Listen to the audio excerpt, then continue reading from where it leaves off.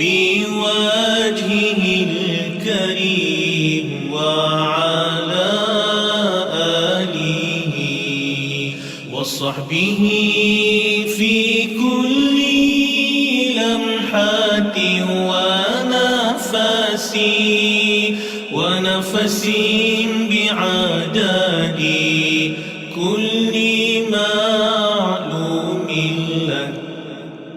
اللهم صل صلاة كاملة وسلم سلاما تاما على سيدنا محمد الذي تنحل به العقد وتنفرج به الكرب وتقضى به الحوائج وتنال به الرغائب وحسن الخواتيم ويستسقى الغمام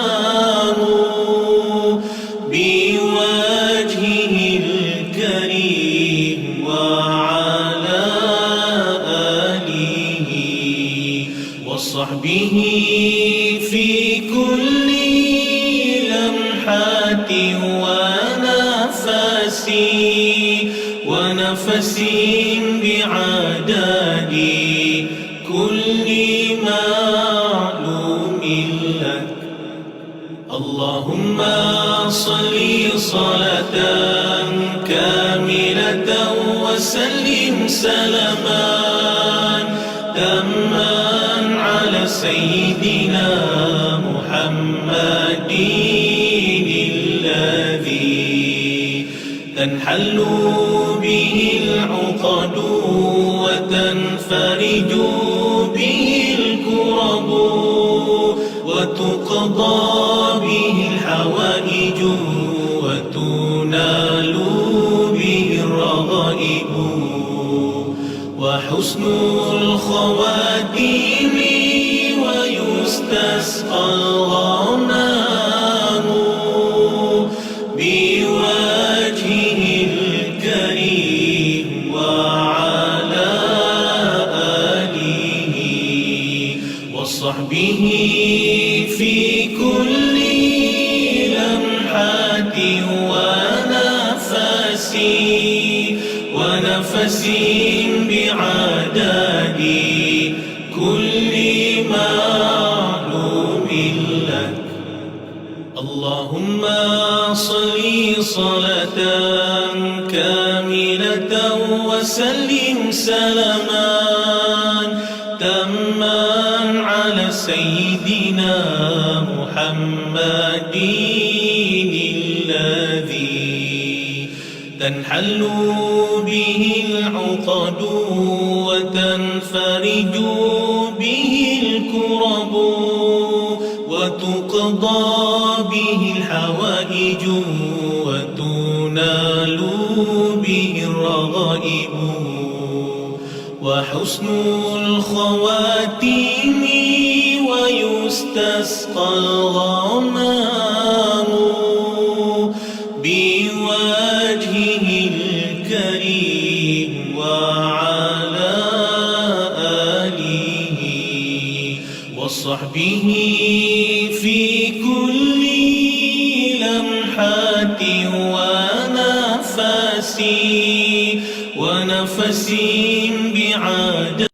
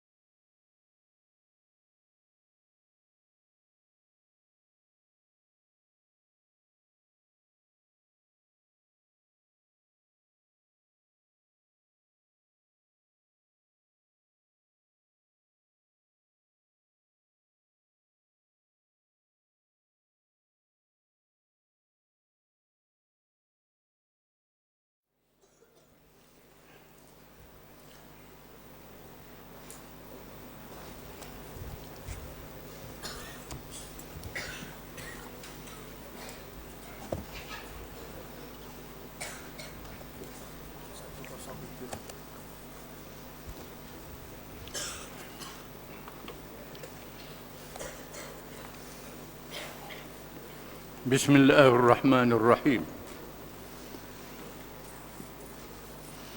الحمد لله رب العالمين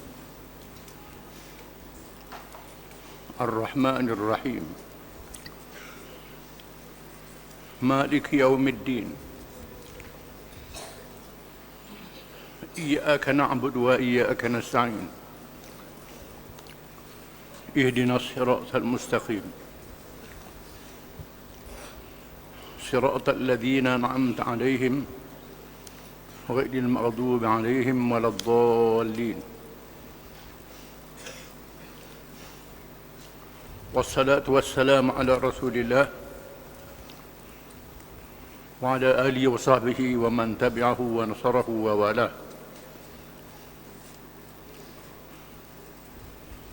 ربنا زدنا علما warzuqna fahman wa hikmah.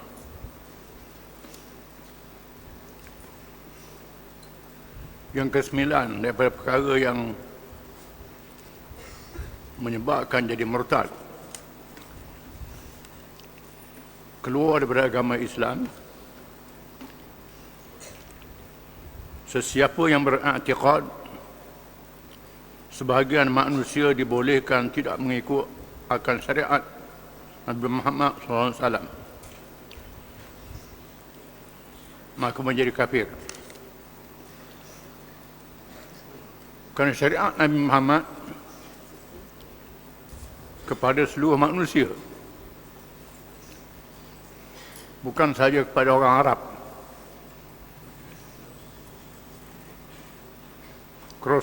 Kerasulannya di akhir zaman berbeza dengan Rasul-Rasul di zaman dahulu. Kepada umat dia saja, kaum dia saja, dan zaman dia saja, negeri daerah dia saja. Kerana akhir zaman ini Allah Ta'ala Maha mengetahui,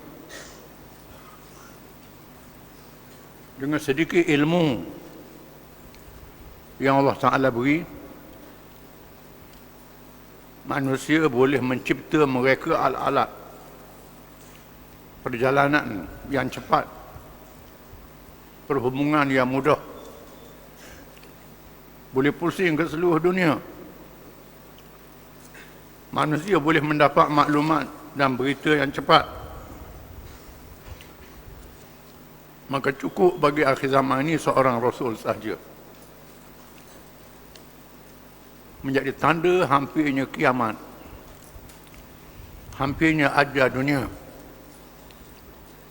kemuncak nikmat Allah kepada manusia yang kita saksikan. Berita kedatangannya diberitahu dalam kitab-kitab agama zaman dahulu,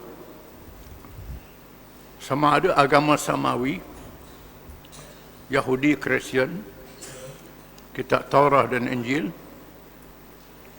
ataupun agama yang tidak samawi, agama Hindu, agama Buddha, agama Majusi. Disebut dalam kitab-kitab ini zahir Nabi akhir zaman kepada seluruh manusia. Rasul zaman dahulu memberitahu kepada umat masing-masing zahir Nabi akhir zaman. Mana-mana umat yang sempat dengan Nabi akhir zaman itu wajib beriman kepadanya, menolongnya, berjuang bersama dengannya.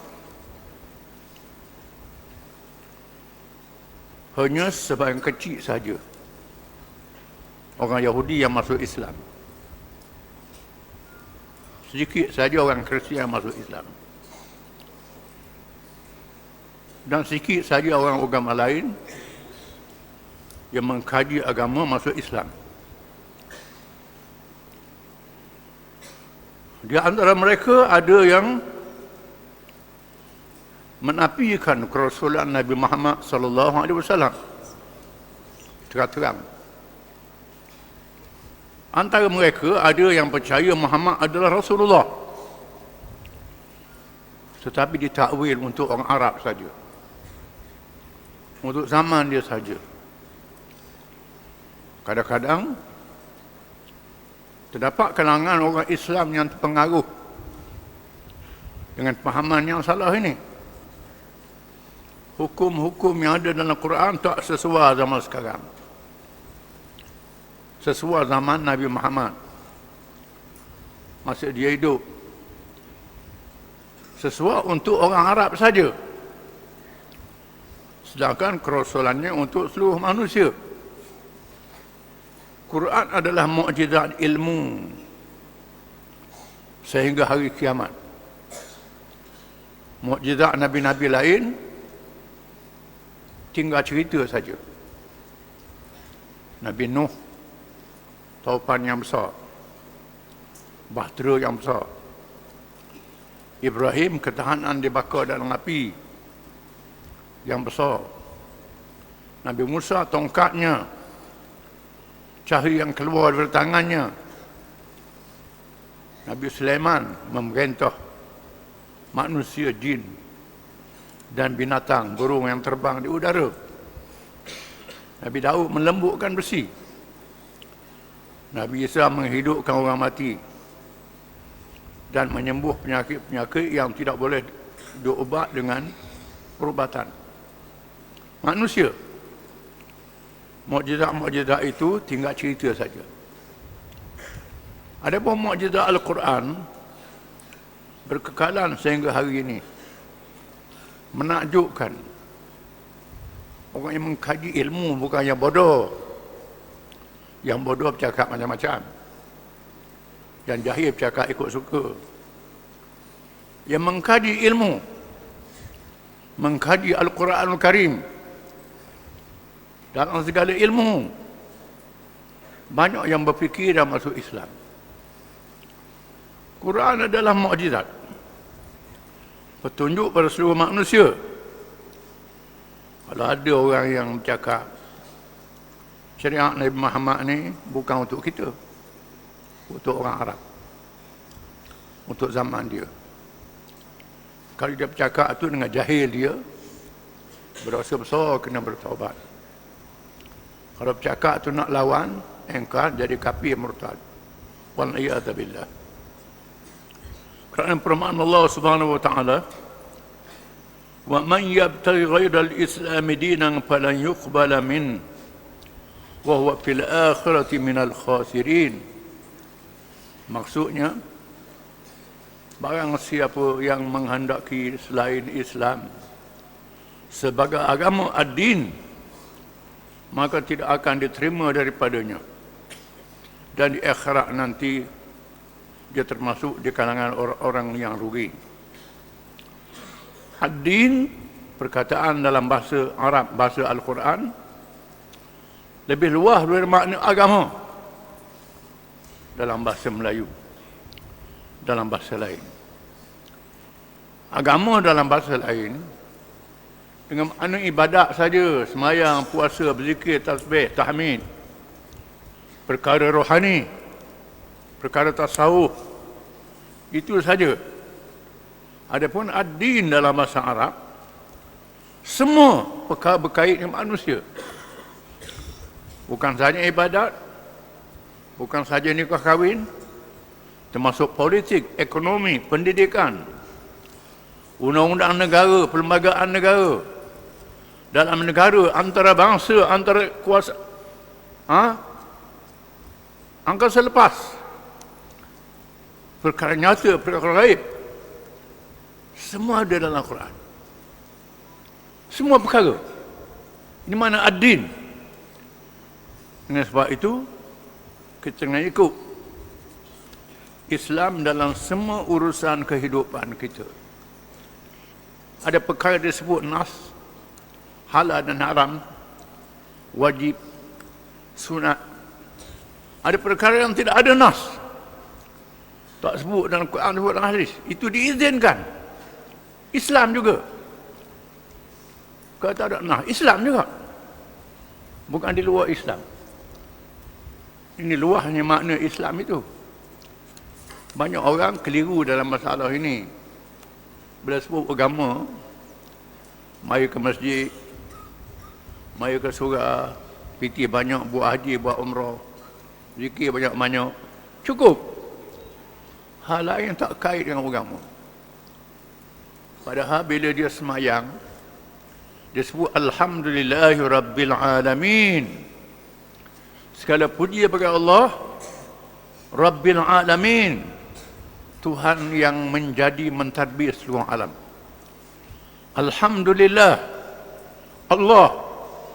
Allah ni tauhid uluhiyah, Tuhan yang layak disembah. Itu mana Allah? Tauhid uluhiyah. Banyak orang mengaji tauhid sifat. Sifat je. Mengaji sifat je, sifat 20. Sifat-sifat Tuhan. Dia tak mengaji asma, nama-nama Tuhan. Tiap-tiap nama. Dia tak mengaji perkara yang lebih daripada itu. Kerana duduk bahas tentang sifat. Itu sebahagian saja. Tauhid uluhiyah. Tuhan yang layak disembah, dia abdikan diri kepadanya. Yang kita sebut dalam la ilaha illallah. Bukan sifat saja. Semua perkara yang berkait dengan ketuhanan. Rububiyah. Tuhan yang menjadi dan mentadbir seluruh alam. Semua alam ditadbir oleh manusia. Tadbir oleh Tuhan. Termasuk alam manusia. Apakah radinillahi yabghun. Walahu aslama man fis samawati wal tataw'an wa karhan wa ilaihi yurja'un. Adakah mereka itu mahu lain daripada din Allah? Din Allah, yakni Islam. Islam, seluruh yang ada di langit dan yang ada di bumi, semua Islam. Tau'an, secara taat. Pilihan. Taklif, taklifkan. Dia perintah, dia pilih dengan akal dia. Wa karhan, secara terpaksa. Iaitulah secara fitrah. Secara naluri, secara sifat semula jadi. Sifat semula jadi. Masing-masing makhluk ada sifat semula jadi. Tiap-tiap makhluk sifat semula jadi masing-masing. Malaikat ada sifat semula jadi dia. Manusia sifat semula jadi dia. Matahari, bulan, bintang sifat semula jadi dia. Ikan dan air ada semula jadi dia, air tawar. Semula jadi dia, air masin. Semula jadi dia, atas darat. Pohon kayu ada sifat semula jadi. Hidup dalam paya, hidup dalam bukit, hidup tepi laut, hidup kawasan begini-begini. Pindah ke lain mampu. Ini ialah Islam. Menyerah diri secara fitrah. Semua makhluk menyerah kepada Allah Ta'ala. Termasuk makhluk manusia. Manusia ada jasad, ada nyawa, ada roh, hidup sendiri, hidup berkeluarga, hidup bermasyarakat. Ini kehidupan manusia. Di mana tiap-tiap itu ada peraturan yang Tuhan tetap. Ada peraturan tabi'i. Degupan jantung, denyut nadi, bernafas. Ini tabi'i. Orang Islam, orang kafir sendiri ikut peraturan ini. Ada yang taklifi. Ditaklifkan, diperintah pilihan akal. Ini yang menjadi hisab pada hari kiamat. Pada manusia yang kita kena faham. Itu dia Islam. Dengan sebab itu kita diajar malaikat yang tulis amal ni sentiasa bersama dengan kita. Bukan dia tulis semayang, puasa, zakat, haji. Kita bercakap, dia tulis. Kita makan, dia tulis. Kita kerja, dia tulis. Ambil harta halal ke haram, dia tulis. Belanja betul ke salah, dia tulis. Semua tulis belaka. Duduk di rumah, dia tulis. Duduk di kebun, dia tulis. Ke laut, dia tulis. Duduk di pejabat, dia tulis. Raja pun dia tulis. Menteri, dia tulis. Rakyat biasa, dia tulis. Orang miskin, dia tulis. Malaikat tulis semua. Ini akan dihisab. Itu makna dia Islam yang kita kena faham. Banyak kita ni duk faham Islam separuh-separuh je. Sembahyang, puasa, zakat, haji. Kalau macam tu malaikat tunggu sejik lah. Tunggu itu kalau sembahyang. Kita pergi ke mana-mana, malaikat tak ada. Ikut suka nak buat. Tidak boleh. Islam ni seluruh kehidupan dia, kita. Kalau duduk main Islam ni dalam bab agama ni, sembahyang, puasa, zakat, haji, nikah kahwin betul salah.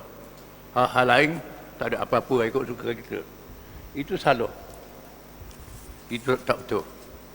Kerana Quran petunjuk pada semua. Jangan kita kena sedar. Banyak orang tergelincir akidahnya kerana tidak faham dalam masalah ni. Kalau jahil berdosa, kalau tak jahil jadi kafir. Yang ke-10, berpaling secara keseluruhan dari agama Allah Subhanahu Wa Taala, atau ada beberapa perkara yang menjadi syarat mutlak sahnya Islam tanpa mempelajarinya atau tanpa beramal dengannya. Ada orang beriman dengan sebahagian Islam, tolak sebahagian lain. Macam tadi lah juga. Sudah dia terangkan tadi. Artinya sebahagian ayat tu terima, sebahagian ayat dia tak terima. Firman Allah Subhanahu Wa Taala, "Wa man adlam mimman dzukira bi ayati rabbih thumma a'rada 'anha. Inna min al-mujrimina muntaqimun." Surah As-Sajdah ayat 22. Maksudnya, tiadakah yang lebih zalim daripada orang yang telah mendapatkan peringatan melalui ayat-ayat Tuhannya, kemudian dia berpaling daripadanya. Sesungguhnya kami akan menimpakan pembalasan kepada orang-orang yang berdosa. Bila dengar ayat Quran, terima separuh, tolak separuh. Tak ikut separuh. Kalau tak ikut saja, berdosa. Kalau tak ikut dan engkar, tak ada ayat ni, dah amal pun tak apa, maka jadi murtad. Wal'iyadzubillah. Firman Allah Subhanahu Wa Taala, "Fahum an dzikrihim mu'ridun." Surah Al-Mu'minun ayat 71. Maksudnya, dan orang-orang yang kafir berpaling daripada apa yang diperingatkan kepada mereka. Sifat orang kafir berpaling daripada peringatan Allah Ta'ala. Dengar peringatan Allah Ta'ala, paling ke lain, engkar, tak percaya. Itu kena faham. Itu antara perkara menyebabkan orang jadi keluar daripada Islam. Kena tahu. Tidak ada beza dalam perkara-perkara yang membatalkan Islam ini. Dari segi hukumnya, di antara bermain-main dan bersungguh-sungguh. Sengaja melanggar kerana takut, kecuali kerana dipaksa. Kami memohon perlindungan dari Allah dari perkara-perkara mewajibkan kemerkaannya dan keberian azabnya. Di mana buat perkara yang menyebabkan keluar Islam ni tak ada beza sama ada serius, bersungguh ataupun bergurau. Dia bergurau aja, tak boleh. Perkara agama tak boleh bergurau. Kalau bergurau perkara agama, perkara menyebabkan jadi murtadlah walaupun bergurau. Jangan main-main. Agama tak boleh main-main. Perkara biasa tak apa. Agama tak boleh main-main. Dengan Allah Ta'ala tak boleh bergurau. Kita kena faham. Kecuali orang yang dipaksa ada kemudahan. Rosoh ya Tuhan beri. Kita akan baca panjang kemudian. Wallahu a'lam.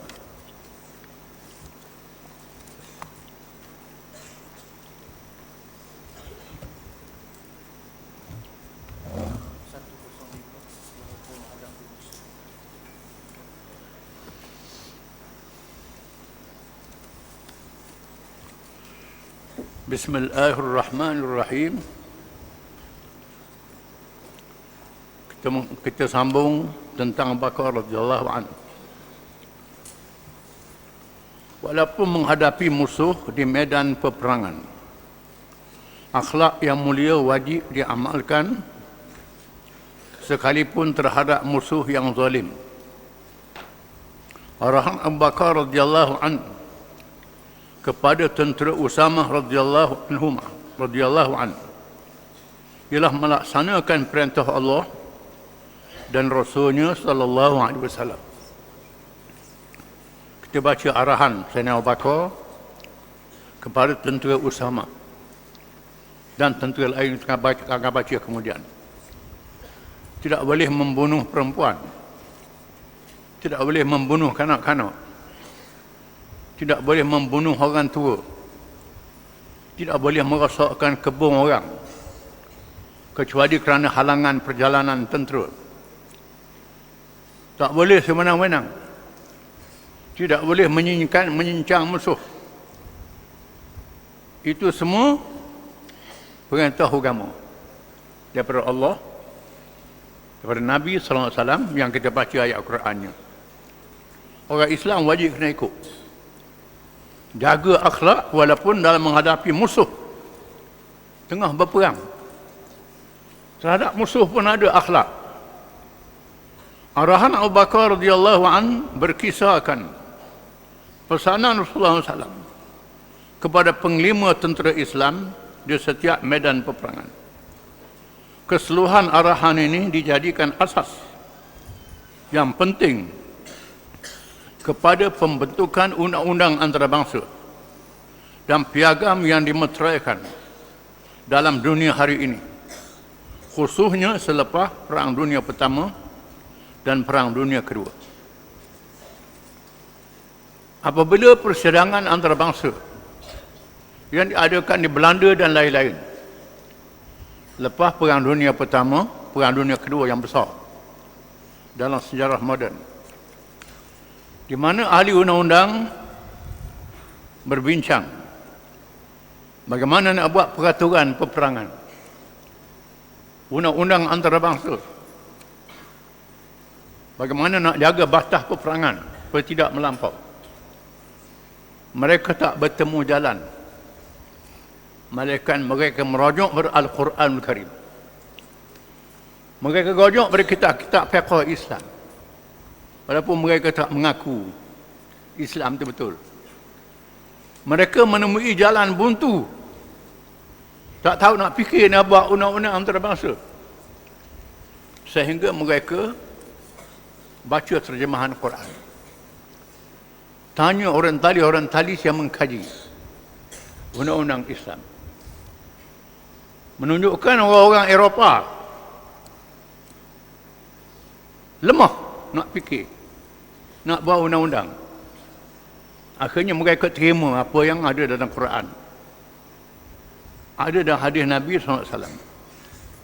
Ada pun orang tempat kita bercakap nak ikut orang putih serba-serbi, ni tak tahu color, bangga sangat dengan orang putih, lupa pada agama sendiri.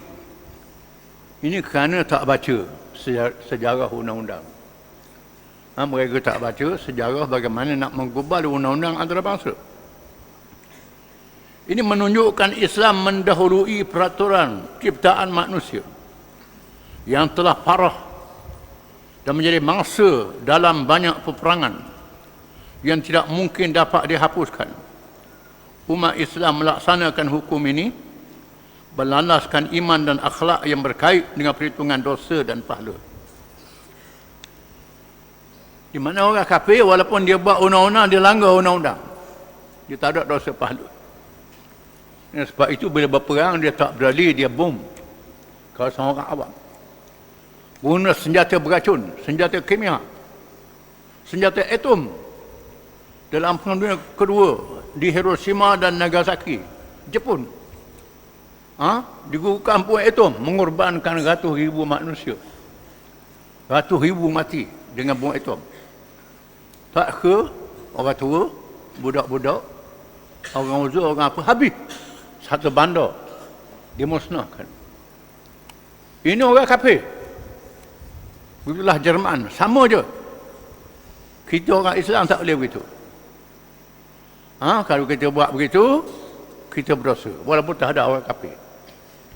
Kerana firman Allah Taala, وَقَاتِلُوا فِي سَبِيلِ اللَّهِ الَّذِينَ يُقَاتِلُونَكُمْ وَلَا تَعْتَدُوا إِنَّ اللَّهَ لَا يُحِبُّ الْمُعْتَدِينَ. Surah Al-Baqarah. Perangilah pada jalan Allah akan orang-orang yang memerangi kamu, dan jangan kamu melampaui batas. Sesungguhnya Allah tidak kasih kepada mereka yang melampaui batas. Ini ayat Quran.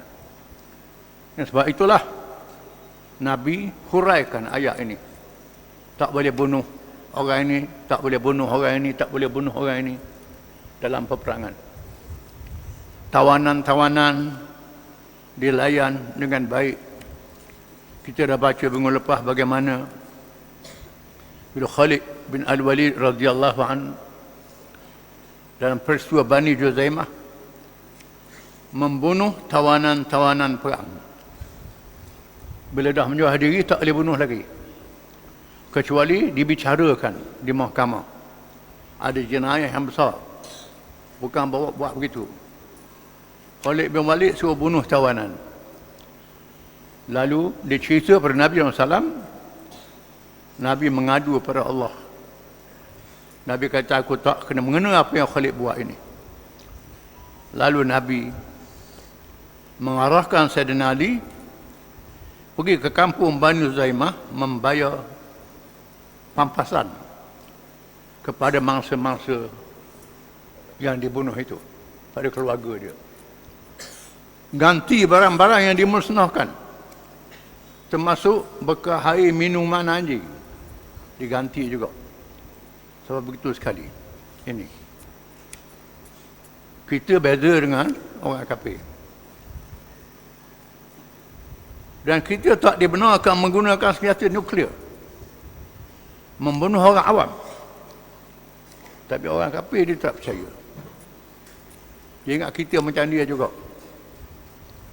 Peristiwa yang terbaru ialah tentang nuklear Iran, di mana ayatullah dia memberi fatwa tidak boleh menggunakan senjata nuklear. Nuklear boleh digunakan untuk keamanan, untuk elektrik, untuk jentera ganti minyak, untuk perubatan, macam-macam, untuk pertanian, nuklear. Untuk peperangan dia tak benar, ulama-ulama dia bagi fatwa tak benar. Tapi Israel buat senjata nuklear, Amerika buat senjata nuklear, China, Rusia buat senjata nuklear. Buat. Iran, ulama dia bagi fatwa tidak boleh menggunakan senjata nuklear. Mengapa dia tak serang Israel? Kalau dia serang Israel, simpanan nuklear Israel meletup. Racun dia tersebar ke negeri Arab. Dengan sebab itu dia sangat hati-hati untuk menyerang Israel. Banyak ustaz-ustaz pun tak tahu benda ni. Tak mengaji bab ni. Tak baca tafsir Quran, tak baca hadis Nabi, tak baca ni. Dia ingat mudah-mudah begitu peperangan ini. Walaupun dia mazhab Syiah, dia pegang dengan hukum Quran, mengikut fahaman dia. Perkara rukun sama. Sunni, Syiah, Khawarij, perkara rukun sama. Khilaf dalam masalah faraq, ni kena faham. Dengan sebab itu, dia hati-hati dalam menggunakan senjata, walaupun dia punya teknologi yang tinggi boleh berperang, nak perang dunia pun boleh. Ini kita kena sedar. Masalahnya sekarang, orang Arab tak ikut Quran, orang bukan Arab ikut Quran. Ini jadi masalah pada kita hari ini. Sama juga orang Melayu tak ikut Quran pun punahlah. Kena faham. Tak kira apa, mazhab pun. Pemerintah Islam yang berpegang dengan ajaran Islam sepanjang zaman menghukum sesiapa yang melanggar peraturan tanpa wujud mahkamah jenayah perang oleh pihak ketiga seperti yang diamalkan pada hari ini. Kerajaan Islam membayar pampasan kepada mangsa bukan Islam yang dizalimi, perkara yang dilakukan sejak zaman Rasulullah SAW. Walhal perkara itu belum pernah berlaku sebelumnya. Sebelum Islam, perang Rom dengan Parsi tak berlaku. Zaman hari ini pun, dia tembok kapal terbang awam, jatuh kapal terbang orang, mati orang awam. Kapal terbang Malaysia pernah jatuh. Yang hilang, kapal terbang emas hilang. Begitu saja je. Kalau Islam tak boleh. Negeri yang silap menjatuhkan kapal terbang awam, mesti kena bayar pampasan. Ini hukum Islam. Kalau kita tembok kapal terbang awam, bukan kapal terbang tentera, orang mati, Kerajaan Islam kena bayar pampasan pada keluarga anak beranak dia. Kena bayar diat. Dia panggil diat. Ikutlah berapa juta. Ini hukum Islam. Kalau orang Islam tak buat, dosa orang Islam. Inilah menyebabkan orang kafir bila baca Islam, dia masuk Islam. Bila tentera Islam masuk ke mana-mana negeri, rakyat negeri itu masuk Islam. Dia tengok Islam ni molek, Islam ni baik. Masalah kita hari ni, kita orang Islam pun tak tahu benda-benda macam ni. Ini jadi masalahnya. Kita mengaji bab semayang, puasa, bab batas semayang, batas puasa, bab tu je, tak belajar. Tak belajar hukum-hukum yang luas di dalam agama Islam. Akhirnya mereka yang bermusuh dengan Islam, sebahagiannya menganut Islam, dan manakala sebahagian lain lebih bersedia berada di bawah pemerintahan Islam yang lebih adil dari kaum mereka sendiri. Ini menyebabkan orang bukan Islam masuk Islam. Zaman Sayyidina Umar bin Khattab radhiyallahu anhu, Sayyidina Umar mengarahkan Abu Ubaidah Amir bin Jarrah mengambil alih menjadi ketua tertinggi tentera Islam dan pemerintah di wilayah Syam. Abu Bakar lantik Khalid bin Walid. Bila Abu Bakar mati, naik Sayyidina Umar pecat Khalid bin Walid. Pecat Khalid bin Walid. Kerana dia tahu Khalid bin Walid ni tak tahu hukum yang seluas-luasnya, bukan pecat begitu saja.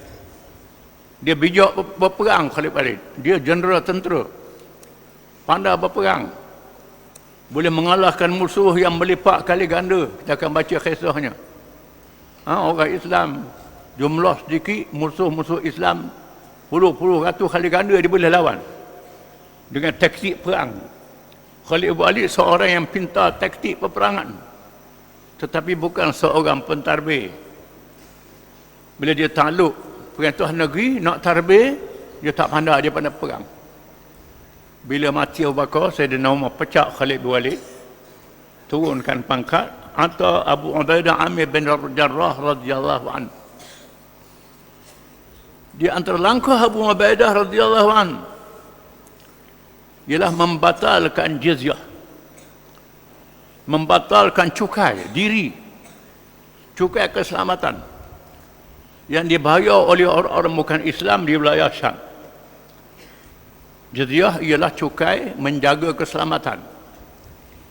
Kerana dia tak terlibat dalam ketenteraan, jaga keamanan orang Islam, dia bayar cukai, dinamakan jizyah. Jizyah daripada jaza. Jizyah. Kita Jawi terjemah cukai kepala. Itu terjemahan tak betul. Salah terjemahan. Betul lah ke kepala, ke jumlah orang. Tetapi jizyah ni asalnya jaza. Kita jaga keselamatan dia, dia bayar cukai. Yang bayar cukai ni orang yang mampu. Orang kaya, mahal. Orang sederhana bayar sederhana. Orang miskin tak diwajibkan. Padri-padri degradia yang tak ada kerja tak bayar jizyah. Dibebaskan. Ini dia Islam. Bila Abu Ubaidah mengambil alih, Islam menghadapi ancaman Rom Timur, Bizantin. Jumlah tentera Rom 1 juta. Tentera Islam 230,000 saja. Tak ramai tentera Islam. Menyebabkan orang Islam tak boleh nak kawal keselamatan. Lalu Abu Ubaidah membatalkan bayaran cukai jizyah daripada orang bukan Islam. Orang bukan Islam hairan, macam mana kerajaan batal cukai? Biasanya kerajaan dalam dunia ni, penaik cukai adalah kau naik semua. Ini tak batal. Ini luar biasa. Lalu diterangkan pada mereka. Maka orang bukan Islam lebih rela berada di bawah kerajaan Islam. Tak masuk Islam lagi. Kerajaan Rom yang menjajah dia selama ini membebankan, zalim. Bila orang Islam memerintah adil, menyebabkan sebahagian mereka rela berada di bawah kerajaan Islam. Ini berlaku. Abu Ubaidah melakukan demikian. Selepas itu berperang, kisah berperang kita akan baca kemudian. Perang serah pada Khalid berbalik. Abu Ubaidah mengurus, Khalid berbalik mengurus ketenteraan. Bagaimana peperangan Yarmouk yang terkenal. Puluh ribu tentera Islam menghadapi ratus ribu, 1 juta tentera Rom. Khalid berbalik mengatur strategi. Tentera Islam boleh mengalahkan tentera Rom yang boleh 4 kali ganda jumlahnya. Jatuh kerajaan Rom Timur, Byzantine. Raja yang melarikan diri ke Konstantinopel. Di mana? Syam ialah Palestin, Syria, Lebanon hari ini jatuh kepada pemerintahan Islam. Ini kehebatan. Dan rakyat Syam masuk Islam. Sikit je orang bukan Islam. Bila Islam memerintah, rakyat Syam masuk Islam, cakap Arab. Tukar bahasa jadi bahasa Arab, bahasa rasmi. Orang Syria itu bukan asal dia Arab, orang Mesir bukan asal dia Arab, asal dia bangsa lain. Tetapi setelah masuk Islam, lama kelamaan belajar Islam, tinggal bahasa dia sendiri, jadi bahasa Arab. Ini kita kena faham. Ini kesan daripada pengaruh Islam. Kita di sini sekadar kesan tulisan Jawi saja. Daripada huruf Sanskrit tukar pada huruf Jawi, huruf Arab. Mari orang putih tukar huruf Romi, kita ikut orang putih. Itu cerita lain lah. Itu melarat. Itu cerita lain. Tidak, itu pengaruh Islam. Menghadapi golongan murtad. Wallahu a'lam.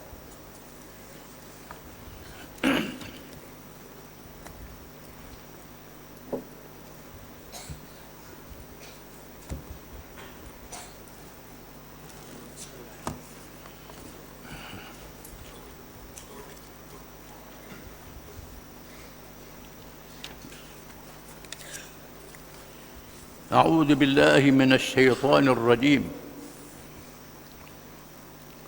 يوصيكم الله في أولادكم للذكر مثل حظ الأنثيين فإن كن نساء فوق 2 فلهن ثلثا ما ترك وإن كانت واحدة فلها النصف والأبوين لكل واحد منهما السدس مما ترك إن كان له ولد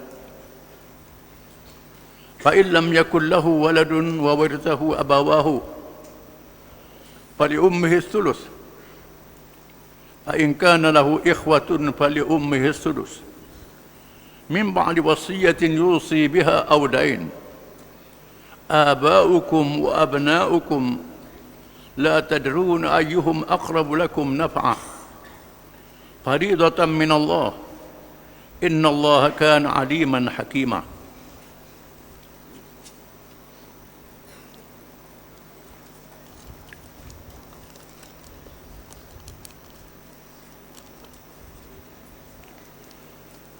Allah perintahkan kamu mengenai pembahagian pesaka untuk anak-anak kamu, iaitu bahagian seorang anak lelaki menyamai bahagian 2 orang anak perempuan.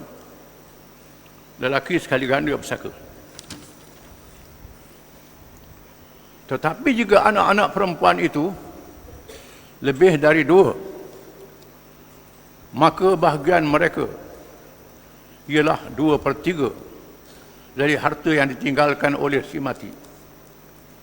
Dan jika anak perempuan itu seorang sahaja, maka bahagiannya ialah 1/2, separuh harta itu. Dan bagi ibu bapa si mati, tiap-tiap seorang dari keduanya 1/6 dari harta yang ditinggalkan oleh si mati. Jika si mati itu mempunyai anak, tetapi kalau si mati tidak mempunyai anak, sedang yang mewarisinya hanyalah kedua ibu bapanya, maka bahagian ibunya ialah 1/3.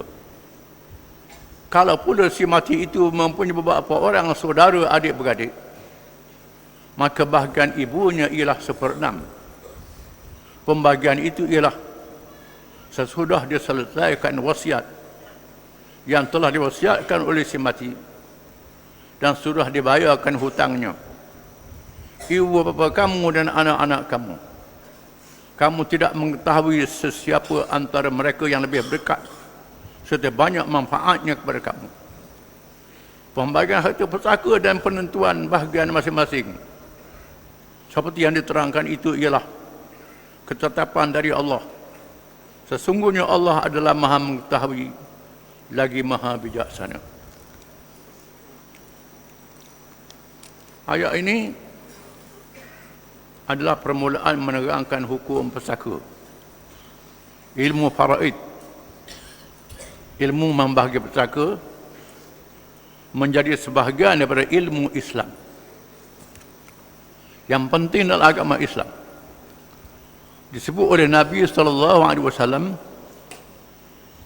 wal ilmu thalathatun wa ma siwa dhalika huwa fadlun ayatun muhkamah aw sunnatun qa'imah aw faridatun adilah. Nabi kata ilmu itu ada 3 bagi ilmu Islam. Yang pertama ayatun muhkamah, ayat yang tegas hukumnya, hukum hakam. Ayat muhkamah terang tentang hukum hakam berkait akidah, syariat dan akhlak. Aw sunnatun qa'imah, ataupun suatu ajaran yang ditegakkan, ajaran dasar yang umum, yang cabang dalam hukum syariat. Aw faridatun adilah, ataupun membagi pesaka yang adil. Menunjukkan ilmu faraid penting dalam agama Islam. 1/3 daripada ilmu Islam dianggap siapa begitu sekali. Dan Nabi sebut dalam hadis yang lain pada Abu Hurairah, ya Aba Hurairah, ta'ammalamul faraid wa 'allimuhu fa innahu nisful ilmi wa huwa yunsa wa huwa awwalu syai'in yunza'u min ummati. Wahai Abu Hurairah, belajarlah ilmu faraid, ilmu bagi pesaka. Sesungguhnya dia separuh daripada ilmu, dia akan dilupakan. Ilmu Islam yang pertama hilang, ilmu faraid. Nabi beri amaran, ilmu Islam yang pertama sekali akan hilang. Orang Islam tak belajar ilmu faraid bagi pesaka. Akan jadi di akhir zaman bagi pesaka ikut suka, tak ikut faraid lagi. Ini berlaku. Maka ilmu membagi pesaka ini sangat penting. Kalau makan pesaka tak ikut peraturan dia, tidak halal menghalal, makan harta haram. Makan harta haram sama-sama adik-beradik yang kita kena sedar. Yusikumullahu fi auladikum. Allah Ta'ala mengajar kamu tentang anak-anak kamu. Bila kamu mati, kamu tinggal anak-anak. Lidzakari mithlu hazzil unsayain. Bagi anak lelaki sekali ganda daripada anak perempuan. Seorang anak lelaki dapat 2 bahagian daripada anak perempuan. Yang ini pesaka lelaki sekali ganda pada perempuan. Ini ketetapan Allah Ta'ala. Hikmat, hukum yang adil. Adil macam mana beri ke orang lelaki banyak? Sebabnya orang lelaki ada tanggungjawab. Tanggungjawab jaga adik-beradik dia, jaga keluarga dia. Perempuan ada suami dia yang jaga dia. Kalau tak ada suami, adik-beradik jaga dia. Di sinilah Allah Ta'ala wajibkan orang lelaki sekali ganda pesaka. Ada hikmat. Kita kena faham. Masalah orang tak jaga adik-beradik perempuan, itu cerita lain. Tak ikut Islam, dosalah. Islam mewajibkan kamu jaga adik-beradik kamu. Ini orang lelaki. Jadi wali. Sebab itu Allah Ta'ala jadikan lelaki sekali ganda daripada perempuan, kerana tanggungjawab orang lelaki menjaga keluarga dia. Bukan isteri dia saja. Orang perempuan ada suami dia, ada adik-beradik, dia akan jaga dia. Maka lelaki diberi sekali ganda. Di zaman jahiliah, orang perempuan tak ada pesaka. Habisnya gomoh dia orang lelaki belaka. Maka Allah menetapkan pesaka pada orang perempuan. Ketetapan Islam. Perempuan dia lemah, nyebuat dia adik-beradik dia. Maka Islam tetapkan ada bersaka bagi perempuan. Tetapi lelaki sekali ganda, hanya kenakan. Fa in kunna nisaan fawqa sanataini falahunna thulutsa ma tarak. Jika sekiranya anak perempuan sahaja, tak ada anak lelaki, 2 orang ke atas, dia mati, tinggal anak perempuan, lebih pada seorang, 2 orang ke atas, falahunna thulutsa ma tarak, maka baginya 2/3 persaka. 2/3. Kalau anak perempuan ramai, tak ada anak lelaki, anak perempuan dapat 2/3. 1/3 lagi boleh kepada waris-waris yang lain. 2/3 untuk anak perempuan. Banyaklah untuk anak perempuannya. Wa in kanat wahidatan falahan nisfu. Jika sekiranya seorang saja anak perempuan, tak ada anak lelaki, falahan nisfu, bagi seorang anak perempuan itu separuh harta. Dapat separuh harta. Anak perempuan tak ada adik-beradik, dia seorang saja, separuh harta boleh ke dia. Kalau ayah dia mati, mak dia mati. Wa li abawahi li kulli wahidin minhum as-sudus mimma taraka in kana lahu walad. Dan bagi 2 ibu bapanya 1/6 jika sekiranya si mati itu ada anak bersama dengannya. Dia mati, tinggal anak, ayah dengan mak ada lagi, ayah dengan mak ada lagi, maka mak boleh 1/6. 1/6. Jadi kalau anak perempuan seorang bagi 6, anak perempuan dapat 3, mak dapat 1, tinggal 2 lagi. 2 lagi boleh ke ayah. Ayah boleh 1/6 dan baki daripadanya boleh ke ayah. Ayah lelaki bukan? Ayah dapat sekali ganda. Itu ketetapan Allah yang Tuhan tetapkan. Fa illam yakul lahu waladun wa warithathu abawahu fali ummihi sulus. Jika sekiranya tidak ada baginya anak, tak ada anak perempuan ni, bak suami, bak isteri, kita akan ada ayat kemudian kita akan baca ni. Ni tu dulu, cerita ni dulu. Kalau si mati tu tak ada anak, 2 ibu bapa, maka mak dia boleh 1/3. 1/3 bagi 3. Bagi 3, mak boleh 1, 2 lagi boleh ke ayah dia. Jadi begitu. Lelaki sekali ganda juga. Akhirnya begitu. Fa in kana lahu ikhwatun fali ummihi sudus. Jika sekiranya si mati itu ada adik-beradik, adik-beradik boleh terima bersaka, maka mak tak boleh 1/3, boleh 1/6 saja. Mak dapat 1/6, 1/6. Fali ummihi sudus, dan bagi ibunya 1/6. Min ba'di wasiyatin yusi biha aw dain, setelah menunaikan wasiat dan menunaikan hutang. Menunaikan wasiat dan menunaikan hutang. Kalau tinggal ayah pula macam mana? Mak pun ada, ayah pun ada. Maka ulama mengatakan mak dia dapat 1/6, mak dia dapat 1/6, tinggal lemah, kemudian adik-beradik dia dapat 1/3. Yang baki boleh kaya pula. Jadi begitu. Detail dalam hukum pusaka. Akan jadi detail. Boleh ke adik-beradik. Begitu. Akan jadi. Di mana pembahagian ini? Min ba'di wasiyatin yusi biha aw dain. Setelah ditunaikan wasiat dan menunaikan hutang. Kalau mayat tu ada hutang dengan orang, dan dia wasiat suruh bagi ke orang ni, wasiat tak boleh lebih daripada 1/3. Ada orang tu kerana tak beri ke waris, dia wasiat macam-macam. lebih pada pesaka anak, dia ada anak perempuan saja. Sa'ad bin Abi Waqqas. Dia sakit tenat masa dia pergi ke Mekah, Nabi ziarah dia. Dia kata, Rasulullah, saya ni harta banyak, tinggal anak puan seorang je. Boleh tak saya nak wasiat harta saja? Wasiat harta saja, lepas pada anak. Wasiat macam-macam lah. Wasiat separuh. Boleh anak saya separuh lagi saya nak wasiat, nak buat macam-macam. Nabi kata tak boleh. 1/3 wasulutu katsirun aw kabirun.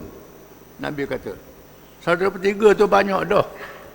Sesungguhnya engkau meninggalkan warismu, siapa pun yang berhak terima pesaka, dalam keadaan ada harta lebih baik, kamu tinggalkan dia dalam keadaan apa kedana.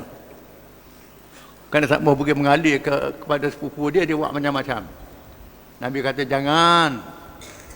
Kena pergi pesaka juga ke sepupumu yang buat pesaka tu. Kamu tinggal sepupumu dalam keadaan ada harta lebih baik daripada kamu tinggal dalam keadaan minta sedekah. Kerana minta sedekah ni aib. Tiba-tiba saat mati, dia wasiat harta dia 1/3 dah habis separuh boleh ke anak, separuh dia wakaf dakwi ke anak beranak dia. Nabi kata mu tinggal anak beranak, tiba-tiba anak beranakmu, sepupumu minta sedekah. Orang kata siapa dia minta sedekah tu? Sepupu Sa'ad tu. Oh, dia tak tolong sepupu dia. Aib. Kerana hubungan silaturahim, keluarga, jangan sekat pesaka dia. Kalau nak wasiat, jangan wasiat habis. 1/3 adalah besar. Kemudian utamakan hutang dulu dengan ittifaq sepakat para ulama. Kalau ada hutang orang, kena bayar hutang dulu, lepas tu baru wasiat. Jangan wasiat dulu bayar hutang orang keriang. Tidak. Kena bayar hutang dulu. Hutang ni tanggungjawab. Wasiat ni bukan satu tanggungjawab. Tanggungjawab juga, tapi hutang lebih besar lagi. Ini besarnya masalah hutang yang kita kena sedar. Abaukum, ayah-ayah kamu, wa abnaukum, dan anak-anak kamu, la tadruna an ayyuhum aqrabu lakum naf'a. Kamu tak tahu mana lebih baik pada kamu. Mu tengok, oh anak ni baik pada ni, anak ni pada baik pada ni, anak pada ni bagi banyak sikitlah. Mu tak tahu hak mana lebih baik, Tuhan lebih tahu. Mu anggap lebih baik tu, tiba-tiba hak tu kurang baik. Hak yang mudah cara tu, cara kamu pula jadi begitu. Begitu juga bapak-bapak kamu, anak-anak kamu, mudah tahu hak mana lebih baik, Tuhan lebih tahu. Jangan kita tentukan lebih baik lalu kita tak adil dalam membahagikan perkara ini. Tidak boleh. Yang lebih tahu ialah Allah Subhanahu Wa Taala. Siapa yang lebih baik untuk kamu masa akan datang, lebih baik. Ada orang tu tak beralih terus ke adik-beradik dia, beralih ke harta dia, sanggup balah dengan adik-beradik kerana harta. Kalau dia sakit, harta dia usung dia. Tak, adik-beradik dia untung dia, anak-anak dia. Harta pitih tak situ lah, dia mampu situ, sakit situ lah, tak gerak pitih tu. Dia akan tolong untuk keluarga kamu, bukan harta kamu. Dengan sebab itu jangan balah bab harta ni. Kerana utamakan harta lebih pada adik-beradik, lebih pada anak beranak. Ini perangai manusia yang uduh, yang tak baik. Padahal yang jaga dia, anak beranak dia, bukan harta dia. Kalau harta ada, anak beranak ada jaga, mampu situ lah, kering situ lah. Dengan sebab itu jangan tomok harta ni sampai lupa adik-beradik. Abaukum wa abnaukum, ayah-ayah kamu dan anak-anak kamu, la tadruna ayyuhum aqrabu lakum naf'a. Kamu tak tahu mana lebih hampir manfaat pada kamu. Kamu tak kenal Allah Ta'ala lebih tahu. Innallaha kan aliman hakima.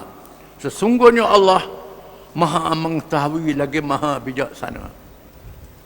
Allah Ta'ala yang Maha mengetahui, Allah Ta'ala Maha bijaksana. Oleh kerana itu, ikutlah hukum Allah SWT. Kita sambung pula dalam bahagian yang lain. Wallahu a'lam.